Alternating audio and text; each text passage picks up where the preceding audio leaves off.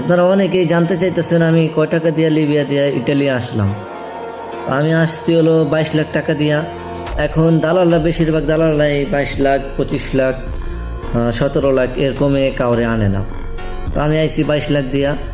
আমি বলি না যে আপনারা লিবিয়া দিয়ে আসেন, ওই সার্বিয়া আছে, ক্রোয়েশিয়া আছে, এইসব রাষ্ট্রে দিয়েও আপনারা আসতে পারেন, তবে সময় থাকতে থাকতে আসেন। ইউরোপে আসলে অল্প বয়সে আসতে হবে, কারণ অল্প বয়সে আইসা প্রচুর পরিমাণ পরিশ্রম করবেন, পরিশ্রম করলে টাকা বেশি পাইবেন, পরবর্তীতে 10 বছর গেলে কাগজ হয়ে যাবে, নিজেরা কিছু করতে পারবেন। যদি মিডল ইস্টে থাকেন তাহলে কোনো কাগজ হওয়ার সম্ভাবনা নাই। যে কয় বছর থাকবেন ওই কয় বছর পরে দেশে যেয়ে নিজের এই খাইটা কামকাজ করে কষ্ট করে পরে থাকা লাগবো, বাংলাদেশে জীবন কাটাইতে হইব। তো এর চেয়ে মনে করেন অল্প বয়স থাকতে যদি রিস্ক নিয়ে আসেনও তাহলেও ভালো, 10 বছর পরে কাগজ তো পাইতেছেন।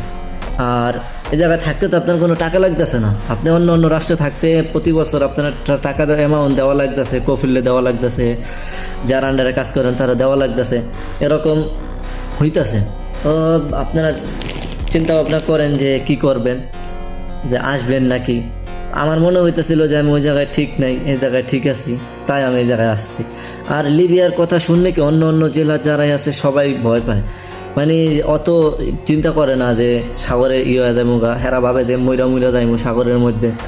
কিন্তু মাদারীপুর, শরীয়তপুর, ফরিদপুর, টাঙ্গাইল, গোপালগঞ্জ এইসব লোকজন এতটা চিন্তা করে না। শিবচর এইসবের লোকজন চিন্তা করে যে যা হওয়ার হোক, জীবনের রিক্স একটা নিয়ে তারপরে যাবো ইউরোপে।